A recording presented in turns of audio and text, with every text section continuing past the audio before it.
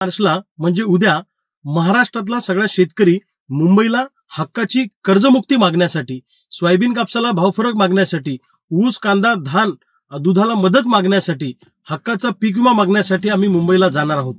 परंतु इंग्रजाला सुद्धा लाजवेल अशा पद्धतीने बुलढाणा पोलिसांनी आणि महाराष्ट्रातल्या पोलिसांनी माझ्या सगळ्या प्रमुख शिलेदारांना रातोरात अटक केलेली आहे। झोपेतून रात्री फरफटत आणलं, जबरदस्ती उठून आणलं आणि पोलीस स्टेशनला अटक केली। सरकार शेतकऱ्यांना एवढं का घाबरत आहे? अरे आम्ही काय दरोडेखोर आहोत का? आम्ही काय गुन्हेगार आहोत का?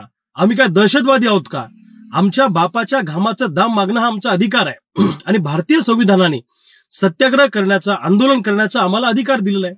आम्ही काय आंदोलन करणार आहे? आम्ही कुठेही कायदा हातात घेणार नाही। आम्ही फक्त कर्जाचे सातबारे आणि सोयाबीन अरबी समुद्रामध्ये बुडून आम्ही कर्जमुक्त झालो असं एक सत्याग्रहाचं आंदोलन करणार आहोत। परंतु एवढा त्रास पोलीस देत आहेत की ज्या लोकांनी आमच्या गाड्या केल्या त्या ड्रायव्हरला सुद्धा अटक केली, दुसऱ्या बाजूला त्या गाडीच्या मालकाला सुद्धा डिटेन केलं, आमच्या सगळ्या सहकाऱ्यांना अटक केली। माझ्या घरच्या सुद्धा, माझी आई असेल, माझी पत्नी असेल, आमच्या वहिनी असतील, यांना सुद्धा त्रास देण्याचं काम बुलढाणा पोलीस करतायत। माझ्या पत्नीची आई हॉस्पिटलमध्ये ऍडमिट आहे, माझ्या पत्नीचे मामा वारले, त्यांचं रक्त विसर्जन आज आहे आणि पोलीस घरी जाऊन म्हणतात की तुम्हाला डिटेन करायचं, अटक करायचंय। आमच्या वहिनी शिक्षिका आहे, आमचे भाऊ शिक्षक आहे, आमचे नातेवाईक सगळ्याचे नोकरीवर आहेत, त्यांना सुद्धा टॉर्चर करण्याचं काम पोलीस करतात। अरे आम्ही काय चूक केली आहे? शेतकऱ्यांसाठी भांडणं हा गुन्हा आहे का? सत्याग्रह करणं हा गुन्हा आहे का? तो आमचा अधिकार आहे। तुम्ही कायदेशीर काय कारवाई करायची ती माझ्यावर करा, पण माझ्या नातेवाईकांवर, माझ्या मित्रांवर, माझ्या सहकाऱ्यांवर जोर जबरदस्तीनं दादागिरी करणं हे कदापि खपून घेतल्या जाणार नाही। मी सध्या भूमिगत अवस्थेमध्ये आहे आणि मी मुंबईमध्ये पोहोचलेलो आहे।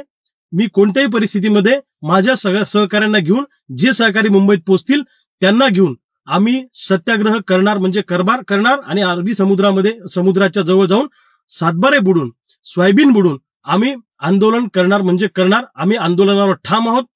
म्हणजे इंग्रज सुद्धा अशा पद्धतीने वागत नव्हते, अशा पद्धतीनं बुलढाणा पोलीस आणि महाराष्ट्रातले पोलीस आमच्या सहकाऱ्यांशी वागतायत। एका बाजूला बुलढाणा जिल्ह्यामध्ये आणि महाराष्ट्रामध्ये अनेक ठिकाणी वरली मटक्याची दुकानं सुरू आहेत, गुंडागर्दी करणारे मोकाट फिरतायत, व्हाईट कॉलर गुंड मोकाट फिरतायत।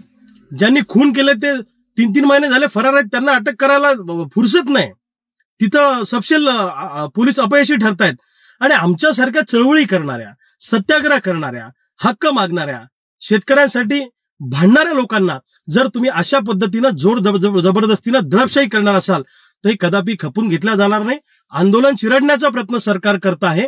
आमचं म्हणणं एकच आहे, कर्जमुक्ती करा, सोयाबीन कापसाला प्रति क्विंटल 3000 रुपये भाव फरक द्या आणि हक्काचा पीक विमा, उसाला 1 रकमी FRP, कांदा, दूध, धानाला मदत मिळाली पाहिजे, शेतीला मजबूत कंपाऊंड, जंगली जनावरांच्या त्रासापासून वाचण्यासाठी आणि पूर्णवेळ वेज मिळाली पाहिजे।